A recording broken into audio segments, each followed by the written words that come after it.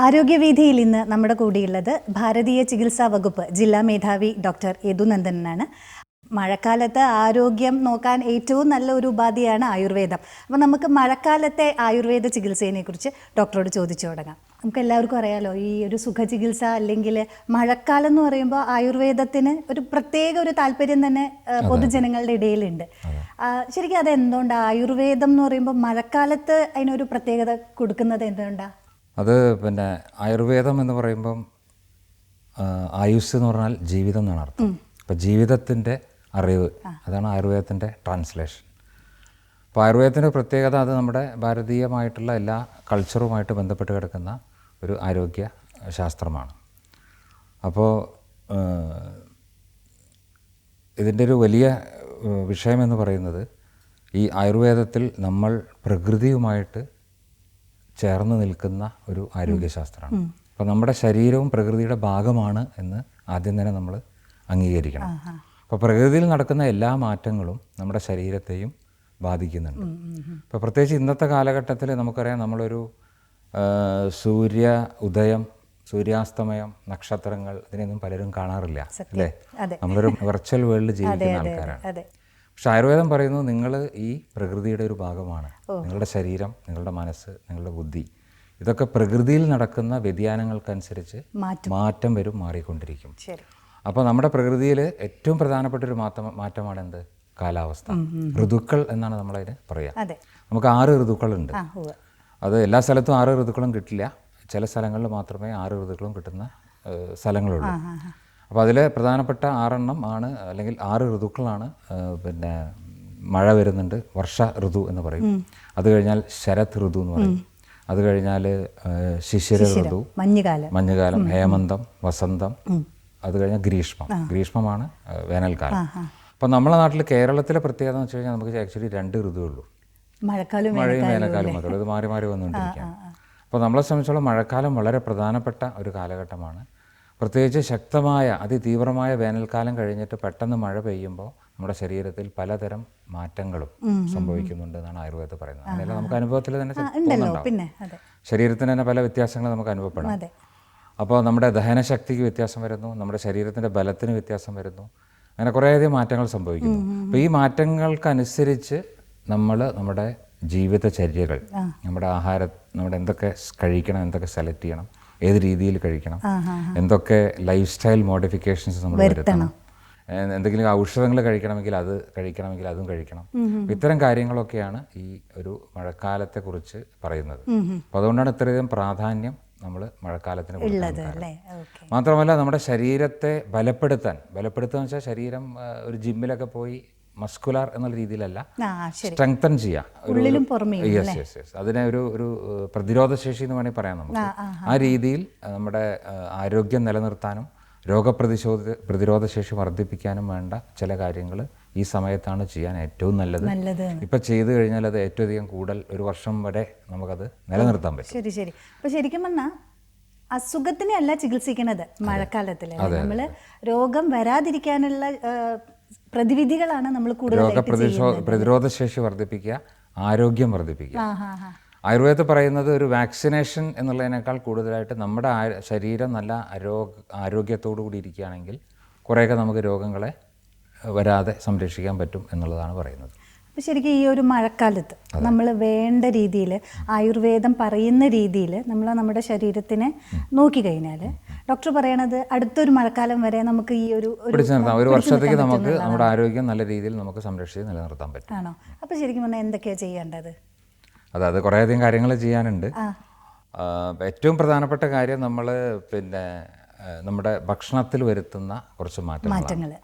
അതിന് കാരണം എന്താ വെച്ച് കഴിഞ്ഞാൽ, ഞാൻ നേരത്തെ പറഞ്ഞ പോലെ അതിശക്തമായ മഴ പെയ്യുന്ന സമയത്ത് നമ്മുടെ ദഹന വ്യവസ്ഥ കുറച്ചൊന്ന് സ്ലോ ആവും, അല്ലെങ്കിൽ അതിന് വേണ്ട രീതിയിൽ ദഹിപ്പിക്കാനുള്ള കപ്പാസിറ്റി കുറയുമെന്നാണ് പറയുന്നത്. പ്രത്യേകിച്ച് മഴ പെയ്യും. അതെ.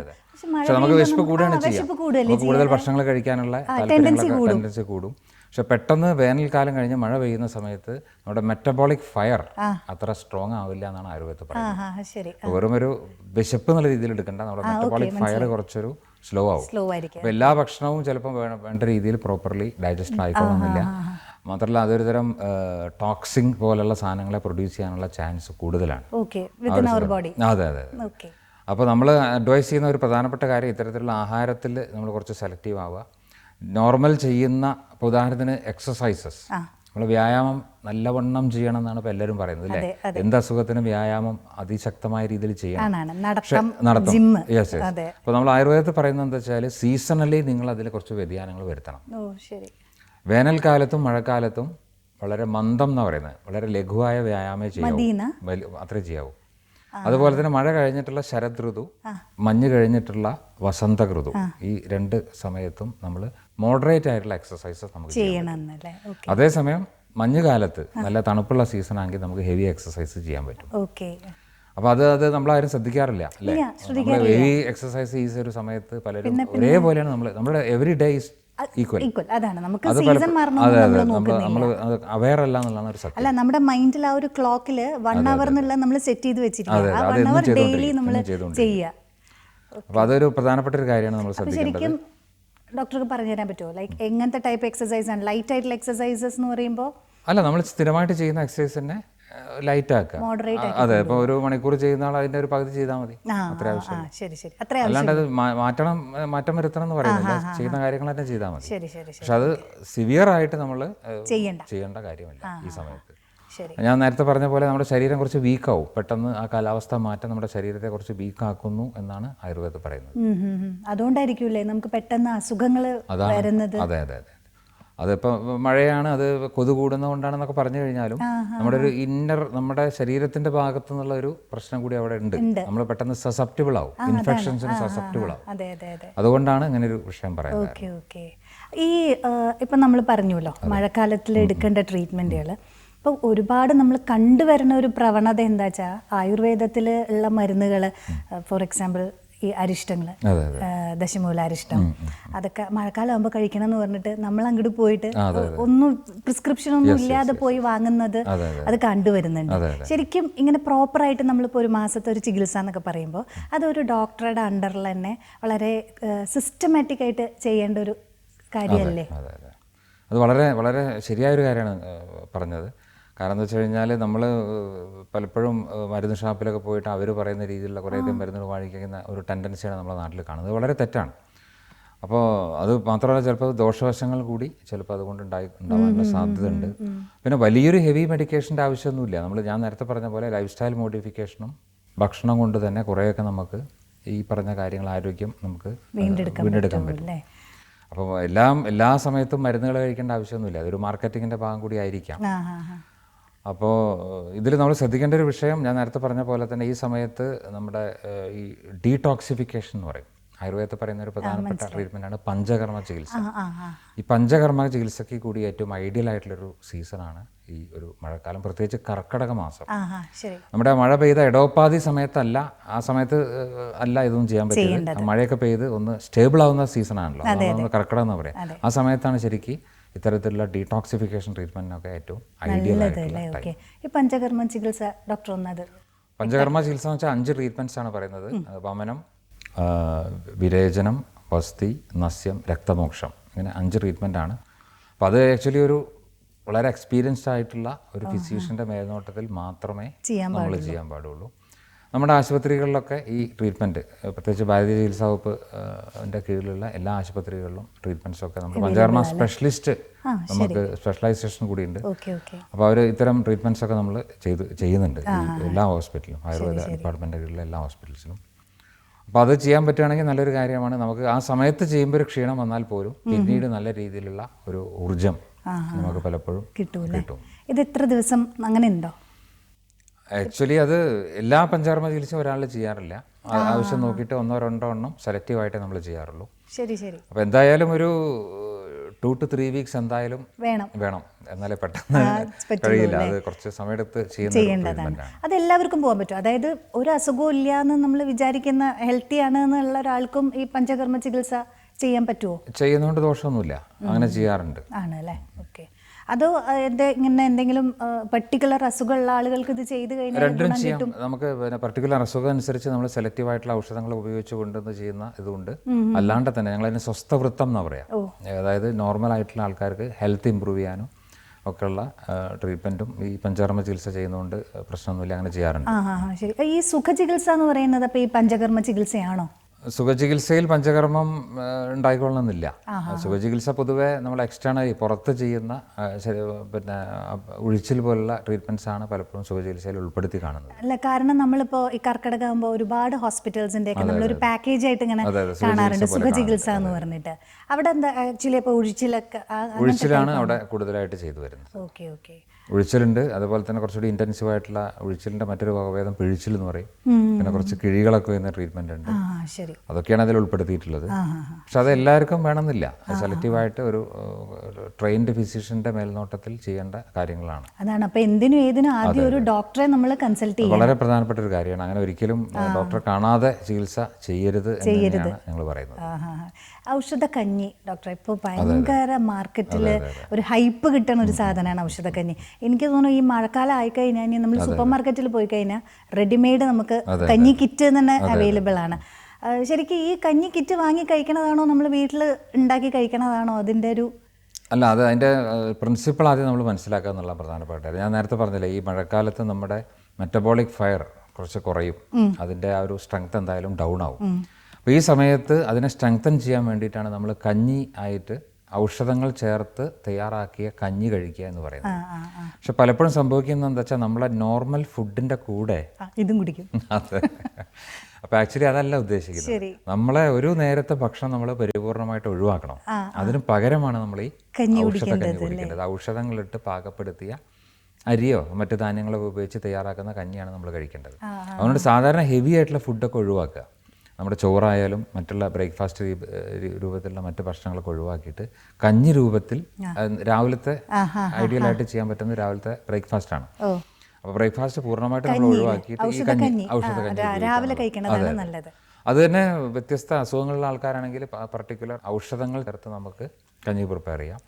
ജനറൽ ഹെൽത്ത് ഇമ്പ്രൂവ് ചെയ്യാനാണെങ്കിൽ ആ രീതിയിൽ നമുക്ക് ചെയ്യാൻ പറ്റും. അതുപോലെ തന്നെ സൂപ്പൊക്കെ ഉപയോഗിക്കാം. അപ്പോൾ ആയുർവേദം പൊതുവെ നോൺ വെജിറ്റേറിയൻ എതിരാന്ന് വിചാരിക്കുന്ന കുറേ ആൾക്കാരുണ്ട്. പക്ഷെ സൂപ്പൊക്കെ നമുക്ക് ഉൾപ്പെടുത്താം. അപ്പോൾ കഞ്ഞിക്ക് പകരം സൂപ്പായിട്ട് കഴിക്കേണ്ട കേസസ് ഉണ്ടെങ്കിൽ അതാണ് നല്ലത്. ഉദാഹരണത്തിന് പിന്നെ ഈ ശാരീരികമായിട്ട് ഹെവി വർക്ക് ചെയ്യുന്ന ആളുകൾ, അല്ലെങ്കിൽ കഠിന അധ്വാനം ചെയ്യേണ്ട ആളുകളാണെങ്കിൽ അവർക്ക് പിന്നെ അസ്ഥി മജ്ജകളെയും ആ സ്കെലിറ്റോ മസ്കുലാർ സിസ്റ്റത്തൊക്കെ സ്ട്രെങ്തൻ ചെയ്യാനാണ് നമ്മൾ എന്ത് പറയുന്നത്, സൂപ്പ് കഴിക്കാൻ.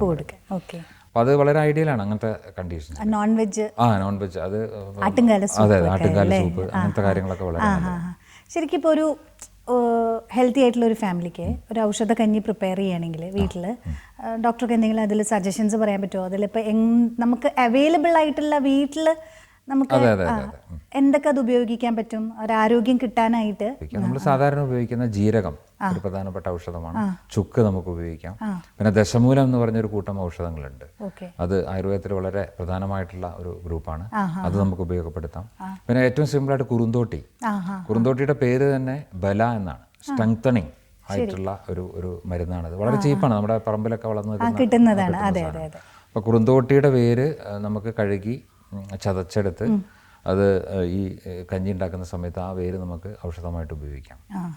അപ്പം അത്തരം മരുന്നുകളൊക്കെ നമുക്ക് ഉപയോഗിക്കാവുന്ന സംഭവങ്ങളാണ്. വീട്ടിൽ തന്നെ അവൈലബിൾ ആയിട്ട്. അതെ. അപ്പോൾ അരിയുടെ കൂടെ തന്നെ മറ്റ് ധാന്യങ്ങൾ നമുക്ക് ഉപയോഗപ്പെടുത്താം. ചെറുപയർ ഉപയോഗിക്കാം, മുതിര ഉപയോഗിക്കാം, ഉലു ഉപയോഗിക്കാം, ഇത്തരത്തിലുള്ള ധാന്യങ്ങൾ കൂടി. അപ്പോൾ ഇതൊക്കെ ആക്ച്വലി നമ്മുടെ ഇപ്പോൾ ഇന്നത്തെ കാലഘട്ടത്തിൽ എനിക്ക് തോന്നുന്നു ഈ ഒരു ഫിസിക്കൽ എക്സസൈസ് വളരെ കുറവായിട്ടുള്ള കാലഘട്ടമാണ്. അതുകൊണ്ടാണ് നമ്മൾ ഈ നോൺ വെജിറ്റേറിയൻ കൂടുതൽ കൊഴുപ്പുള്ള സാധനങ്ങളൊക്കെ ഒഴിവായിട്ട് കഞ്ഞിയിലേക്ക് കുറച്ചുകൂടി നല്ലത്. അപ്പോൾ ഇത്തരത്തിലുള്ള ഔഷധങ്ങൾ ഉപയോഗിച്ച് പ്രിപ്പയർ ചെയ്തിട്ടുള്ള കഞ്ഞി വളരെ ഐഡിയൽ ആയിരിക്കും.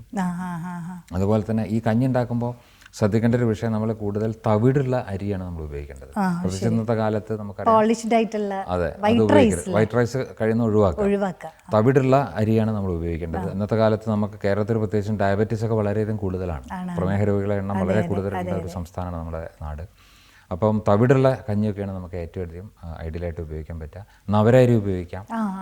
നവരരി ഇത്തരത്തിൽ വളരെ എസ്പെഷ്യലി വീക്കായിട്ടുള്ള ആൾക്കാരാണെങ്കിൽ, ഇപ്പോൾ രോഗമൊക്കെ വന്ന് എന്തെങ്കിലും അസുഖങ്ങളൊക്കെ ബാധിച്ച് വളരെ വീക്കായിട്ടുള്ള ആൾക്കാരാണെങ്കിൽ നവരരി വളരെ ഐഡിയലാണ്. പിന്നെ അധികം തടിയുള്ള ആൾക്കാരാണെങ്കിൽ യവം എന്ന് പറഞ്ഞൊരു സംഭവമുണ്ട്. അത് മാർക്കറ്റിലൊക്കെ അവൈലബിൾ ആണ്. അത് ഈ യവത്തിൻ്റെ കഞ്ഞി ഉണ്ടാക്കി കഴിക്കുന്നത് നല്ലതാണ്. അത് കൊഴുപ്പ് കുറയ്ക്കാനും അമിത വണ്ണം കുറയ്ക്കാനും ഒക്കെ സഹായിക്കുന്ന ഒരു സംഭവം. ശരി. ഈ ഔഷധക്കഞ്ഞി ഇപ്പോൾ നമ്മൾ ഈ കർക്കിടകം മൊത്തം കഴിക്കണമെന്നോ അതോ ഇത്ര ദിവസം കഴിക്കണം അങ്ങനെ കർക്കിടകം മുഴുവൻ കഴിക്കുന്നതാണ് അതിൻ്റെ ഒരു രീതി. ആ മാസം മുഴുവനായിട്ട് നമ്മൾ ഔഷധക്കഞ്ഞി ഉപയോഗിക്കുക. അതാണ് ഞാൻ പറഞ്ഞ പ്രത്യേക കാര്യം ശ്രദ്ധിക്കുക. എല്ലാവരും ഇപ്പം ഞാൻ കണ്ട ഒരു വിഷയം എന്ന് വെച്ച് കഴിഞ്ഞാൽ അധികം ആൾക്കാരും സ്വതവേ കഴിക്കുന്ന ഭക്ഷണത്തിൻ്റെ കൂടെ അഡീഷണൽ ആയിട്ടാണ് കഞ്ഞി കുടിക്കുന്നത്. അങ്ങനെയല്ല വേണ്ടത്. നമ്മുടെ ഒരു ഭക്ഷണം, ഒരു നേരത്തെ ഭക്ഷണം പൂർണ്ണമായിട്ട് ഒഴിവാക്കിയിട്ട് അതിന് പകരം ഔഷധക്കഞ്ഞി കഴിക്കുക. അങ്ങനെയാണ് ചെയ്യേണ്ടത്. മാത്രമല്ല അതോടൊപ്പം തന്നെ ഈ വളരെ സിമ്പിളായിട്ടുള്ള ഔഷധങ്ങൾ, അയമോദകം നമ്മുടെ ഡൈജസ്റ്റീവ് സിസ്റ്റത്തെ പിന്നെ ഫംഗ്ഷൻ ഇമ്പ്രൂവ് ചെയ്യാൻ വളരെ സഹായിക്കുന്ന ഒരു മരുന്നാണ്. ജീരകം, മല്ലി, കൊത്തമല്ലി എന്ന് പറയുന്ന മരുന്ന്, പിന്നെ ആറരി എന്ന് പറഞ്ഞിട്ട് വിഭാഗത്തിൽപ്പെട്ട മല്ലി തുടങ്ങിയിട്ടുള്ള കുറച്ച് ഔഷധങ്ങൾ ചേരുന്ന ഒരു ഇതുണ്ട്, കാർഗോഗിലരി. അപ്പം അതൊരു ഗ്രൂപ്പായിട്ട് സ്കിൻ കണ്ടീഷൻസിലൊക്കെ വളരെ ഗുണപ്രദമെന്ന് പറയുന്നത്. അങ്ങനെയുള്ള ആറരി എന്ന് പറയും. മരുന്ന് പീടികയിൽ കിട്ടുന്ന സാധനങ്ങളാണ്. ഇത്തരത്തിലുള്ള ഔഷധങ്ങൾ ഉപയോഗിച്ച് നമ്മൾ കഞ്ഞി പ്രിപ്പയർ ചെയ്ത് കുടിക്കുന്നതാണ് നല്ലത്. ഇതോടൊപ്പം തന്നെ നിങ്ങൾ കേട്ടിട്ടുണ്ടോയെന്നറിയില്ല, പത്തില എന്ന് പറഞ്ഞൊരു ഗ്രൂപ്പ്, പത്തിലക്കറി, പത്തില തോരനൊക്കെ വെച്ച് കഴിക്കും. അതും ഈ സീസണിൽ, അത് ആക്ച്വലി ഇലക്കറികളാണ്. അതിൻ്റെ ഒരു പ്രത്യേകത മുരിങ്ങ ഇല ഒഴികെ ബാക്കി പല ഇലകളും ചേരുന്നുണ്ട്. മത്തൻ്റെ ഇല, വെള്ളരിയുടെ ഇല, പയറിൻ്റെ ഇല, പിന്നെ ഇത് ചേമ്പിൻ്റെ താള് എന്ന് പറയും. അതുപോലെ തന്നെ ആ ഒരു കഞ്ഞി ഈ ഒരു നമ്മുടെ തൂവ പോലത്തെ ഒരു ചൊറിയുന്ന തൂവയുടെ ഇല ഉപയോഗിക്കും. അത് കൊടിത്തൂവയല്ല, വേറൊരു തൂവ വെറൈറ്റി നമുക്ക് കാണാൻ സാധിക്കും. നെയ്യുരുണി എന്ന് പറഞ്ഞൊരു മരുന്നുണ്ട്, അതിൻ്റെ ഇല ഉപയോഗിക്കാം. അപ്പം ഇങ്ങനെ ഓരോ ഏരിയ അനുസരിച്ച് ചില വ്യത്യാസങ്ങളുണ്ട്. അപ്പം അതെ അതിൻ്റെ തളിരില, പത്തില കഴിക്കുന്നത് വളരെ ഹെൽത്തിയാണ്. മാത്രമല്ല ഇതൊരു പിന്നെ നമ്മുടെ വൈറ്റമിൻസ്, മിനറൽസിനൊക്കെ സപ്ലിമെൻ്റ് ചെയ്യുന്ന ഒരു സാധനമാണ്. നമ്മൾ നോക്കിക്കഴിഞ്ഞാൽ നമ്മുടെ ഒരു ആഹാര രീതി നോക്കിക്കഴിഞ്ഞാൽ വളരെ എന്താ പറയുക, ഒരേ ഭക്ഷണമാണ് നമ്മൾ ഇയർ റൗണ്ട് നമ്മൾ ഒരേ ഭക്ഷണം കഴിക്കുന്നത്. രാവിലെ പുട്ട്, കടല, ഉച്ചയ്ക്ക് ഫിഷ് ഫ്രൈ. പക്ഷെ ഇതിലൊരു മാറ്റം നമ്മൾ വരുത്താൻ പലപ്പോഴും തയ്യാറാവില്ല. അപ്പോൾ ആക്ച്വലി ഈ ഒരു അതാണ് പറഞ്ഞത്, ഈ ഒരു സീസണിൽ നമ്മൾ സീസണലി നമ്മൾ ഓരോ ഫുഡ് ചൂസ് ചെയ്യേണ്ട ഒരു പ്രാധാന്യം ആയുർവേദത്തിൽ പ്രത്യേകിച്ച് എടുത്ത് പറയുന്നത്. ഈ കർക്കിടക മാസത്തിൽ നമുക്ക് ഇത്തരത്തിലുള്ള ഇലക്കറികൾ വളരെ പ്രധാനപ്പെട്ടതാണ്. നമ്മുടെ ഡെഫിഷ്യൻസീസ് പരിഹരിക്കാൻ പറ്റും ഈ പത്തിലകൾ ഉപയോഗിച്ചിട്ടുള്ള നമ്മൾ ഭക്ഷണം പ്രിപ്പയർ ചെയ്യുകയാണെങ്കിൽ. അപ്പം അത് വളരെ പ്രധാനപ്പെട്ട ഒരു കഞ്ഞിയോടൊപ്പം തന്നെ നമുക്ക് കഴിക്കാവുന്ന മറ്റൊരു ഐറ്റമാണ് ഈ പത്തിലക്കറി. ഇതേപോലെ കർക്കിടകത്തിലെ പത്തില എന്ന് പറഞ്ഞപ്പോൾ ഞാനൊരു ബുക്കിൽ വായിക്കേണ്ടായതാണ്. അപ്പോൾ അത് കണ്ടപ്പോൾ വളരെ കൗതുകം തോന്നി. ഈ കർക്കിടകത്തിലെ ഒരു കുറി തൊടുന്ന ഡോക്ടർ അത് എവിടെയെങ്കിലും കേട്ടിട്ടുണ്ടോ? അല്ല, അത് ഞങ്ങളൊക്കെ അത് കർക്കിടക കുറി തൊടുന്ന് പറഞ്ഞിട്ട് മുക്കുറ്റി, മുക്കുറ്റിയുടെ ഒരു പ്രത്യേക ആചാരമായിരിക്കാം. അതിനെന്തെങ്കിലും ക്ലിനിക്കലി അല്ലെങ്കിൽ ഒരു മെഡിസിനൽ വാല്യൂസ് ഉണ്ടോ എന്നുള്ള കാര്യം എനിക്കറിയില്ല. അതേപോലെ ഇപ്പം നമ്മൾ ഭക്ഷണത്തിൻ്റെ കാര്യം പറഞ്ഞു, ഇതേപോലെ എണ്ണ തേച്ച് കുളിയും ഭയങ്കര പ്രാധാന്യം. വളരെ പ്രധാനപ്പെട്ട മറ്റൊരു കാര്യമാണ് ഈ എണ്ണ തേച്ച് കുളി. ആഹാരത്തിൻ്റെ പോലെ തന്നെ വളരെ പ്രാധാന്യപ്പെട്ടൊരു ഒരു ചര്യയായിട്ട് പ്രത്യേകിച്ച് ഈ സീസണിൽ പറയുന്നതാണ് എണ്ണ തേച്ച് കുളി. 16 വയസ്സ് വരെ വെളിച്ചെണ്ണയും 16 വയസ്സിന് ശേഷം ശുദ്ധമായ എള്ളെണ്ണയുമാണ് നമ്മൾ ഉപയോഗിക്കേണ്ടത്. മറ്റുള്ള എണ്ണകളൊന്നും ഉപയോഗിക്കരുത്. എള്ള ആട്ടിയെടുക്കുന്ന എണ്ണയായിരിക്കണം നമ്മൾ ഉപയോഗിക്കേണ്ടത്. അതിൻ്റെ ഒരു പ്രത്യേകത എന്ന് വെച്ച് കഴിഞ്ഞാൽ ഏറ്റവും സ്ട്രെങ്തനിങ് ആയിട്ടുള്ള ഒരു ഔഷധമായിട്ടാണ് എള്ളെണ്ണയെ പറ്റി പറയുന്നത്. നിങ്ങൾ നമ്മുടെ ഈ നാട്ടിലെ ട്രഡീഷണൽ കളരിയിലൊക്കെ പോയി കഴിഞ്ഞാൽ കാണാൻ പറ്റും, ഈ എണ്ണ തേച്ച ശേഷമാണ് ഇവർ കളരി അഭ്യസിക്കുക. ശ്രദ്ധിച്ചിട്ടുണ്ടോ? കളരി പോയിട്ട് കാണാൻ പറ്റും. അപ്പോൾ അതെന്താ വെച്ചാൽ നമ്മുടെ മസിൽസിനെയും ബോൺസിനെയും ഒക്കെ സ്ട്രെങ്തൻ ചെയ്യാനുള്ള ഒരു കഴിവ് ഈ എള്ളിൻ്റെ പ്രൊഡക്ട്സിന് ഉണ്ടെന്ന് പറയുന്നത്. അപ്പോൾ നമ്മുടെ ഈ സമയത്ത് പ്രത്യേകിച്ച് നിങ്ങൾ നമ്മുടെ ഹോസ്പിറ്റലൊക്കെ വന്നു കഴിഞ്ഞാൽ കാണാൻ പറ്റും, ഏറ്റവും പേഷ്യൻസ് വരുന്നത് ഒരു 40 വയസ്സ് കഴിഞ്ഞ ആൾക്കാർക്ക് കാണുന്ന വിഷയമാണ് നടുവേദന, കഴുത്തുവേദന, മുട്ടുവേദന, തേയ്മാനം. ഇത്തരത്തിലുള്ള ഇഷ്യൂസ് വളരെ കോമൺ ആണ് നമ്മുടെ നാട്ടിൽ. അപ്പോൾ ഞങ്ങൾക്ക് തോന്നുന്നത് എന്താ വെച്ച് കഴിഞ്ഞാൽ ഇതൊരു പക്ഷേ ഈ ഒരു എണ്ണ തേച്ച് കുളി എന്ന് പറയുന്ന ആ ഒരു ശീലം നമ്മൾ പൂർണ്ണമായിട്ട് ഉപേക്ഷിച്ചു. പ്രത്യേകിച്ച് ശാരീരികമായിട്ട് അധ്വാനം ചെയ്യുന്ന ആളുകൾ, ഈ ഒരു ശരീര അധ്വാനം ചെയ്യുന്ന ധാരാളം ആൾക്കാർ നമ്മുടെ ഇടയിലുണ്ട്. അവരൊക്കെ ഇത്തരം ഒരു ശീലമേ ഇല്ല. അപ്പോൾ ഇത്തരം ആളുകൾക്ക് വളരെയധികം അഡ്വൈസബിൾ ആയിട്ടൊരു കാര്യമാണ് എണ്ണ തേച്ച് കുളി.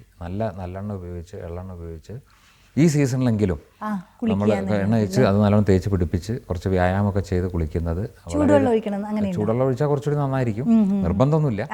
ഇത് അസുഖം ഉണ്ടെങ്കിൽ മാത്രമേ നമ്മൾ ചൂടുവെള്ളം അഡ്വൈസ് ചെയ്യാറുള്ളൂ.